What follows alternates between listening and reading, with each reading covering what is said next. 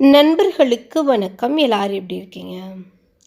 நீங்கள் பார்த்துட்ருக்கிறது போன வருஷம் நான் தயாரித்து வச்ச கிச்சன் வேஸ்ட்டு கம்போஸ்ட்டு. இது மாடியில் ஒரு பெரிய டப்பில் வச்சு நான் தயாரித்தேன். இந்த வருடம் பார்த்திங்கன்னா என்னால் மேலே ஏறி ஏறி ஏறி இந்த வேஸ்ட்டை போட்டுட்டு திரும்ப வர முடியல. ஒவ்வொரு நாளும் சேர்த்து வச்சு நான் கொண்டு போய் போடுவேன். சில நேரங்களில் பார்த்திங்கன்னா அப்படியே மறந்துடுவேன். கிச்சன்லேயே கிடக்கும். அப்படியே அந்த மொச்சிக்கிட்டு கிடக்கும்.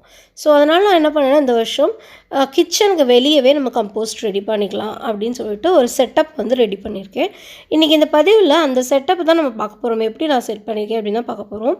இந்த முறையில் வந்து பார்த்திங்கன்னா நாற்றம் எடுக்காது, நமக்கும் அலைச்சல் இல்லை. இருக்கிற சின்ன ஸ்பேஸ்லேயோ அது வந்து உங்கள் கிச்சன் பால்கனியாக இருக்கலாம், இல்லை உங்கள் வீட்டில் இருக்கிற பெட்ரூம் பால்கனியாக இருக்கலாம். ஏதோ ஒரு பால்கனியில் நமக்கு இருக்கிற சின்ன ஸ்பேஸில் நாற்றம் இல்லாமல் ஈஸியாக இயற்கை வழியிலேயே கம்போஸ்ட் வந்து தயார் பண்ணிக்கலாம். பதிவுக்குள்ளே போகிறதுக்கு முன்னாடி நான் கம்போஸ்ட் எப்படி ரெடி பண்ணுறேன் அப்படின்னு தெரிஞ்சுக்கிறதுக்கு முன்னாடி நீங்கள் நம்ம சேனலுக்கு புதுசாக இருந்தீங்க அப்படின்னா சப்ஸ்கிரைப் பண்ணிடுங்க. வீடியோ முழுமையாக பார்த்துட்டு அதுக்கப்புறமா லைக்ஸும் கமெண்ட்ஸும் கொடுங்க. இப்போ வந்து பார்த்திங்கன்னா இலையுதிர் காலம். இந்த நேரத்தில் அப்படியே நான் வந்து ஃபுல் எனர்ஜியோடு இருப்பேன். இப்போ ஃபெப்ரவரி ஃபுல்லாக நம்ம எல்லா செடிகளுக்கும் உரம் போட்டாச்சு, ட்ரிம் பண்ணி விட்டாச்சு செடிகள் எல்லாம். ஸோ வந்து அந்த வேலை முடிஞ்சிருச்சு. இப்போ எல்லா கம்போஸ்ட்டும் தீர்ந்து போயிடுச்சு. அடுத்த கம்போஸ்ட் ரெடி பண்ணுறதுக்கு நம்ம வந்து ரெடி ஆயிடலாம். ஏன்னா லீவ்ஸ் வந்து நிறையா கொட்டும். இப்போது ஃபஸ்ட்டு வேப்பிலை கொட்டும், அடுத்து வந்து பார்த்திங்கன்னா அந்த ஆலமரம் அரச மரத்தோட இலைகள் வந்து கொட்டும், அதுக்கப்புறம் புங்க மரத்தோட இலைகள் கொட்டும், அதுக்கப்புறம் ஒரு குட்டி குட்டி குட்டி குட்டியாக ஒரு இலையோட ஒரு வாவரக்காய்ச்சி மரம் மாதிரி இருக்கும், அந்த மரத்தை வந்து கொட்டும். ஸோ இது எல்லா டைம்லையுமே நான் இலைகளை வந்து சேமித்து வச்சுக்குவேன். இது வந்து ஒரு கீழே போடுறதுக்கு ஒரு பேஸாகவும் இருக்கும், அதே நேரத்தில் லீஃப் கம்போஸ்ட் ரெடி பண்ணுறதுக்கும் சரியாக இருக்கும். அதுவும் இந்த வேப்ப இலைகளில் செய்கிற கம்போஸ்ட் வந்து பார்த்திங்கன்னா ஒரு பூச்சி விரட்டியாகவும் நமக்கு வந்து பயன்படும். இதுதான் எங்கள் வீட்டோட கிச்சனுக்கு வெளியே ஒரு சின்ன பால்கனி இருக்குது. அந்த பால்கனி மோஸ்ட்லி யூஸ் பண்ணதே இல்லை. இப்போ வந்து பார்த்திங்கன்னா நான் வந்து அங்கே ஒரு செடி வச்சுருக்கேன், வாழைக்கன்று வச்சுருக்கேன். ஸோ டெய்லி போய் தான் ஆகணும், தண்ணி ஊற்றி தான் ஆகணும். ஸோ வந்து இங்கேயே நம்ம கம்போஸ்ட்டும் ரெடி பண்ணலாம். என்னென்ன டெய்லி வந்து புழக்கத்துலேயே இருக்க போகுது, என்னாலையும் மேலே ஏறி ஏறி இறங்க முடியல. இந்த மாதிரி 2 மண்பானை வாங்கி வச்சுருக்கேன். இந்த முறைக்கு பேர் வந்து சொல்லுவாங்க கம்பா அப்படின்னு சொல்லுவாங்க. இதை எர்த்தன் பாட்டில் நம்ம பண்ணும்போது அந்த எக்ஸஸான வாட்டர்லாம் அதை அப்சர்வ் பண்ணிக்கும். ஸோ வந்து நாற்றம் வராது, புழுக்கள் வந்து வராது. இந்த 2 மண்பானையும் வந்து பார்த்திங்கன்னா நான் வந்து ₹25 வாங்கினேன். நல்லா இருக்கிற பானைகள் அப்படின்னா உங்களுக்கு ₹200 ஒரு பானை. இது வந்து ஓட்டை இருக்கிற பானைகள், வீணாக போன பானைகள், உடஞ்ச பானையை தான் நான் வாங்கிட்டு வந்தேன். 2 உடஞ்ச பானையை நான் வந்து வாங்கிட்டு வந்திருக்கேன். கீழே இருக்க பானையில் கிராக்ஸ் தான் இருக்குது, ஓட்டை இல்லை. ஆனால் மேலே இருக்கிற பானையில் வந்து ஓட்டை இருக்குது. இப்போ கீழே இருக்க பானையிலையும் ஓட்டை இருந்தால் ஒன்றும் பிரச்சனை இல்லை. கீழே வந்து ஒரு டஸ்ட்பின் மாதிரியோ இல்லை ஏதோ ஒரு டப்பா மாதிரி சட்டி மாதிரி வச்சு அதுக்கு மேலே வந்து நம்ம ப்ளேஸ் பண்ணிக்கலாம். நான் கீழே வந்து ஒரு பிரிமனை மாதிரி செட் பண்ணியிருக்கேன். கீழே இருக்க தொட்டியில் வந்து என்னோடதில் வந்து ஒன்லி கிராக்ஸாக இருக்குது. இதில் முழுக்க முழுக்க நான் வந்து பார்த்திங்கன்னா இந்த நீம் கம்போஸ்ட், நீம் லீஃப்லேருந்து வேப்ப இலை கம்போஸ்ட் பண்ணுறேன். மேலே வந்து நம்ம கிச்சன் வேஸ்ட்லேருந்து ரெடி பண்ணுற கிச்சன் வேஸ்ட் கம்போஸ்ட் வந்து பண்ணுறேன். இந்த கீழே இருக்கிற ஓட்டையை அந்த மேலே கீழே இருக்க பானைக்கு மேலே அந்த வாயில் ப்ளேஸ் பண்ணுற மாதிரி நான் செட் பண்ணிக்க போகிறேன்.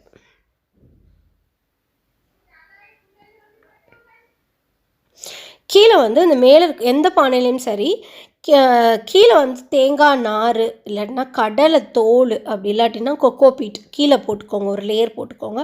அதுக்கு மேலே கிச்சன் வேஸ்ட் வந்து நம்ம போட ஆரம்பிக்கலாம்.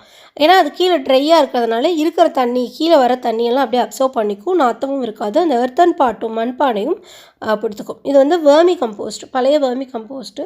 ஒரு ஸ்டார்டர் மாதிரி, தயிருக்கு உரம் ஊற்றுற மாதிரி. அப்புறம் நல்ல ஒரு புளிச்ச மோர் கொஞ்சம் எடுத்து வச்சுருக்கேன்.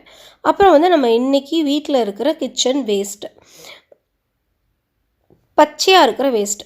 எவ்வளோ பச்சை போடுறோமோ அதே அளவுக்கு காஞ்சதும் போட்டோம் அப்படின்னா நம்ம கம்போஸ்ட்டு குயிக்காகவும் ரெடியாகவும் நாற்றமும் இல்லாமல் இருக்கும். இப்போது இந்த மேலே இருக்கிற பானையில் நம்ம இந்த பச்சையான இந்த கழிவுகளை வந்து உள்ளே போட்டுக்கலாம்.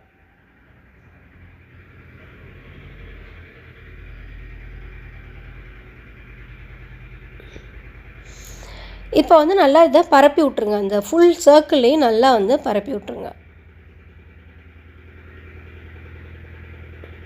இப்போ இதுக்கு மேலே வந்து நம்ம இந்த காய்ந்த இலைகளை வந்து போட்டுடலாம். இது நான் மேலே இருந்து கிரேப்ஸ் இலைகள் எடுத்துகிட்டு வந்திருக்கேன். கிரேப்ஸோட இலைகள் நிறைய காஞ்சிருக்கு. அதோட இலைகள் வந்து நான் எடுத்துகிட்டு வந்திருக்கேன். ஏன்னா அது நல்ல இரும்பு சத்து கொண்டு தான் இருக்கும். இப்போ இந்த இலைகளை வந்து மேலே போட்டாச்சு. இதுக்கு மேலே வந்து நம்ம ஃபஸ்ட் டைம் அப்படிங்கிறதுனால கொஞ்சமாக ஒரு ஸ்டார்டர் வேர்மி கம்போஸ்ட் வந்து போட போகிறோம். இதையும் நல்லா வந்து பரப்பி விட்டுருங்க. இதுக்கு மேலே வந்து நம்ம புளிச்ச மோரை வந்து ஊற்றிக்கலாம். ஒரு நாள் மோர் ஊற்றுனா இன்னும் அதுக்கடுத்து வர 2 நாள் லைட்டாக தண்ணி வந்து தெளித்து விடுங்க. நீங்கள் போட்டிங்க அப்படின்னா வேஸ்ட் போட்டிங்க அப்படின்னா லைட்டாக தண்ணி தெளித்து விடுங்க. இன்னும் 2 நாள் கேப் விட்டுட்டு ஒன்றுமே எதுவுமே தண்ணியே கொடுக்காம அதுக்கப்புறமா திரும்ப மோர் திரும்ப தண்ணி அந்த மாதிரி கொடுத்துட்டு வாங்க. மோரும் அந்த நுண்ணுயிரிகளை நிறைய வந்து என்கரேஜ் பண்ணும்.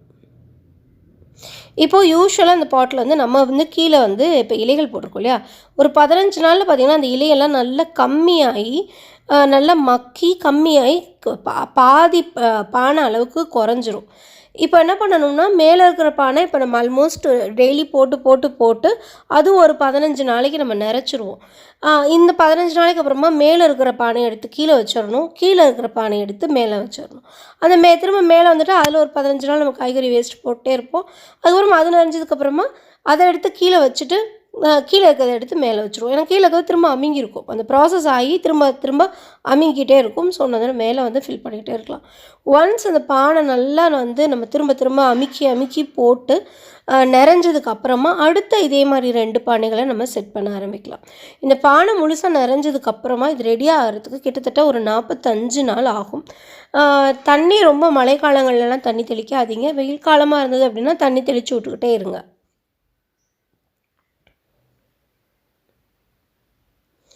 ஒரு மாதத்துக்கு அப்புறமா அது நல்லா பழசாகி 45 நாளுக்கு அப்புறமா நல்லா கம்போஸ்ட் ரெடி ஆனதுக்கப்புறமா நம்ம செடிகளுக்கு அதை எடுத்து பயன்படுத்திக்கலாம்.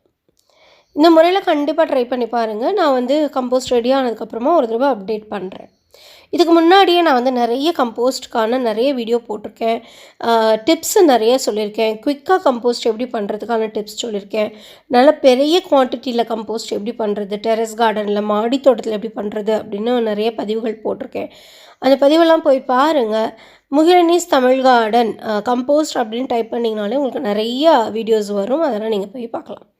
இந்த பதிவு நிச்சயம் உங்களுக்கு பயனுள்ளதாக இருந்திருக்கும் அப்படின்னு நினைக்கிறேன். பயனுள்ளதாக இருந்தது அப்படின்னா கீழே எனக்கு கமெண்ட் செக்ஷனில் கண்டிப்பாக சொல்லுங்கள். தேங்க்யூ. God bless you.